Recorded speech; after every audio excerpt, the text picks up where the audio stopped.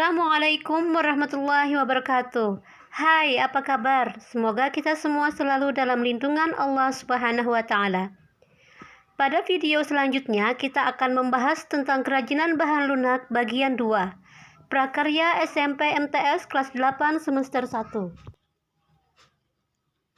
Kali ini kita akan membahas tentang jenis dan karakteristik bahan lunak.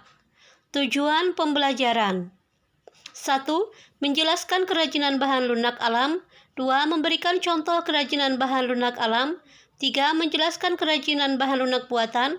4. Memberikan contoh kerajinan bahan lunak buatan. Masih ingatkah kamu tentang kerajinan bahan lunak? Ya, kerajinan dari bahan lunak merupakan produk kerajinan yang menggunakan bahan dasar yang bersifat lunak, yaitu lentur, lembut, empuk, dan mudah dibentuk. Contoh bahan lunak yaitu tanah liat, plastisin, sabun, lilin, floor clay, kulit, dan lain-lain. Jenis dan karakteristik kerajinan bahan lunak. Beberapa bahan lunak yang digunakan dalam pembuatan produk kerajinan terbagi menjadi 2 jenis, yaitu 1. Bahan lunak alam. Bahan lunak alam merupakan bahan lunak untuk karya kerajinan yang diperoleh dari alam sekitar, dan cara pengolahannya juga secara alami, tidak dicampur maupun dikombinasikan dengan bahan buatan. 2. Bahan lunak buatan. Bahan lunak buatan merupakan bahan untuk karya kerajinan yang diolah dan dicampur dengan zat kimia tertentu, sehingga menjadi lunak, lembut, empuk, dan mudah dibentuk. Contoh bahan lunak alam yaitu sebagai berikut.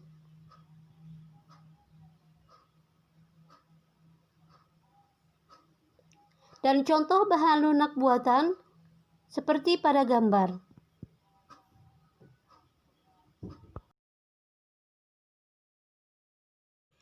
Ciri-ciri bahan lunak alam. 1. Tanah liat. Tanah liat memiliki ciri warna yang beragam. Tanah yang mengandung kaolin lebih banyak akan berwarna lebih putih, stoneware lebih ke hitam atau keabu-abuan, sedangkan earthenware lebih terlihat coklat kemerahan. Tanah liat mudah hancur jika tidak melalui proses pembakaran. Jika dibakar, jenis kerajinan ini disebut keramik. Campuran tanah liat adalah air. Pewarnaan tanah liat dapat dilakukan dengan glasir, dapat pula hanya dibakar biskuit, lalu diberi warna cat langsung. 2. Kulit.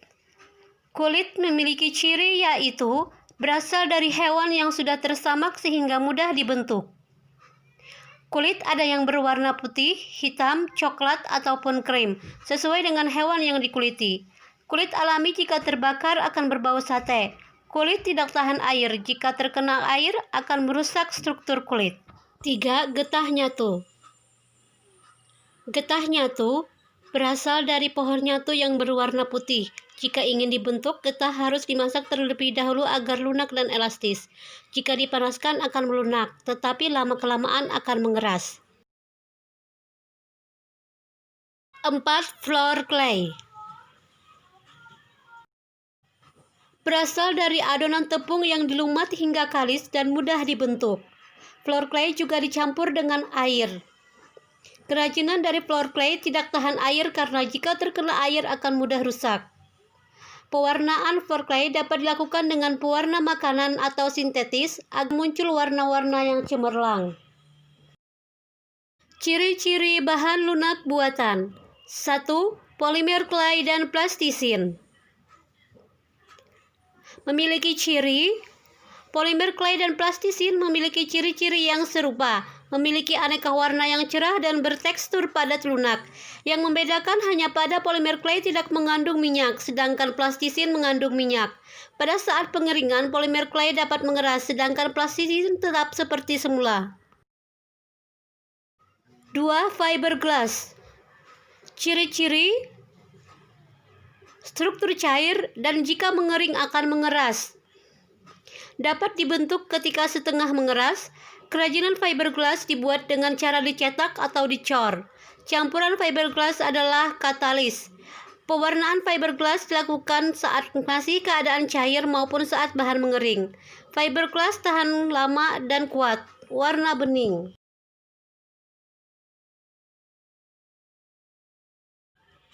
3. Lilin dan parafin. Ciri-ciri: wujud padat, namun jika dipanaskan akan mencair. Pengolahan dilakukan dengan dicetak. Pewarnaan dilakukan saat cair. Lilin atau parafin dapat dicampur dengan aroma pewangi. Lelehan lilin atau parafin yang terbuang dapat dipanaskan dan dicetak kembali.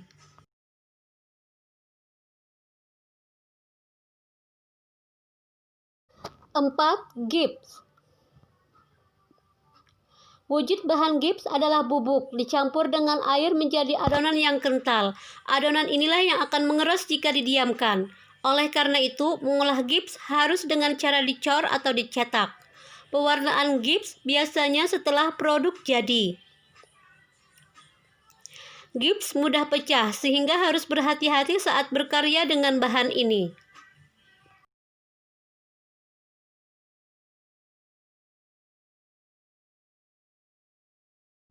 5. Sabun. Sabun berwujud padat sehingga dapat langsung diukir pada saat padat. Sabun dapat pula diparut seperti floor clay. Sabun yang didiamkan akan mengeras. Pewarnaan sabun dilakukan dengan mempertahankan warna sabun atau dapat pula ditambah biang warna saat sabun dibuat adonan.